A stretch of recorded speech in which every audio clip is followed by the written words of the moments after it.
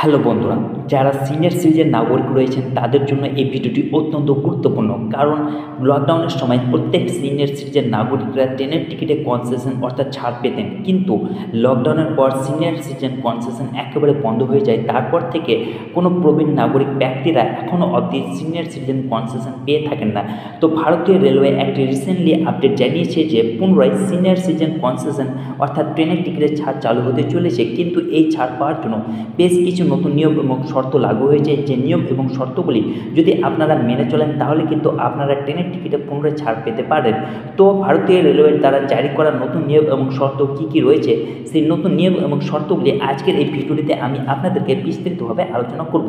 তো বন্ধুরা, আপনাদের রিকোয়েস্ট করবো ভিডিওটি 1 সেকেন্ডের জন্য স্কিপ না করে পুরোটাই দেখার। আর আপনি যদি এই চ্যানেলে নতুন হয়ে থাকেন তো চ্যানেলটিকে অবশ্যই সাবস্ক্রাইব করে পাশে থাকা বেল আইকনটিকে অন করে রাখবেন, যাতে করে এইরকম গুরুত্বপূর্ণ আপডেট পেতে আপনার কোনো রকম সমস্যা না হয়। তো বন্ধুরা, দেরি না করে চলুন শুরু করা যাক। অন দ্য স্ক্রিন ডিটেলভাবে আমি আপনাদেরকে সিনিয়র সিটিজেন কনসেশনের ছাড়ের বিস্তারিত তথ্যটি দেখাবো। তো চলুন দেখে নেই। তো বন্ধুরা, প্রথমত হচ্ছে যোগ্যতা। আপনি যদি একজন পুরুষ হয়ে থাকেন এবং আপনার বয়স 60 বছর বা তার বেশি হয়ে থাকে, তাহলে কিন্তু আপনি সিনিয়র সিটিজেন কনসেশন পাওয়ার জন্য যোগ্য। তারপর হচ্ছে মহিলা। আপনি যদি একজন মহিলা হয়ে থাকেন এবং আপনার বয়স 58 বছর বা তার বেশি হয়ে থাকে, তাহলে কিন্তু আপনিও ট্রেনের টিকিটে ছাড় পাওয়ার জন্য যোগ্য। তারপর হচ্ছে যে বন্ধুরা, কোন কোন ক্ষেত্রে আপনারা কত পার্সেন্ট ছাড় পাবেন। দেখুন, পুরুষরা 40% পর্যন্ত ছাড় পাবেন এবং মহিলারা 50% পর্যন্ত ট্রেনের টিকিটে ছাড় পাবেন।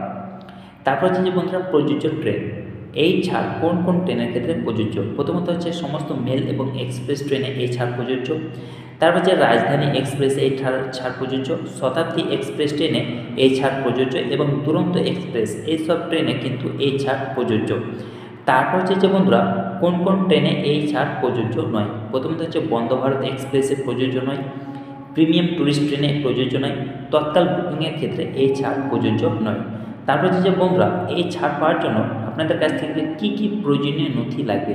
প্রথমত হচ্ছে আধার কার্ড লাগবে, প্যান কার্ড লাগবে, ভোটার আইডি কার্ড লাগবে, পাসপোর্ট লাগবে যদি থেকে থাকে, এবং প্রবীণ নাগরিক আইডি কার্ড যদি আপনাদের থেকে থাকে। তো এই সমস্ত নথিগুলি কিন্তু আপনাদের প্রয়োজন হবে।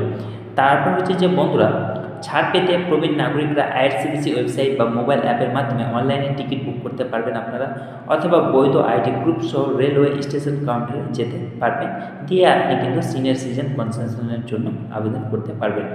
অনুগ্রহ করে মনে রাখবেন যে এই ছাড়টি কিন্তু পরিবর্তন সাপেক্ষ এবং সর্বশেষ আপডেটের জন্য আপনারা সবসময় চেষ্টা করবেন ভারতীয় রেলওয়ের সাথে যোগাযোগ করা। তো বন্ধুরা, এই হচ্ছে সিনিয়র সিটিজেন কনসেশন নিয়ে একটি বিস্তারিত ভিডিও। আশা করি ভিডিওটি আপনাদের ভালো লেগেছে। ভিডিওটি যদি ভালো লেগে থাকে ভিডিওটিকে অবশ্যই লাইক করবেন আর বন্ধুদের মাঝে অবশ্যই শেয়ার করবেন। আর চ্যানেলটিকে যদি এখনও অবধি সাবস্ক্রাইব না করে থাকেন তো চ্যানেলটিকে অবশ্যই সাবস্ক্রাইব করবেন। ভালো থাকুন, সুস্থ থাকুন, ধন্যবাদ।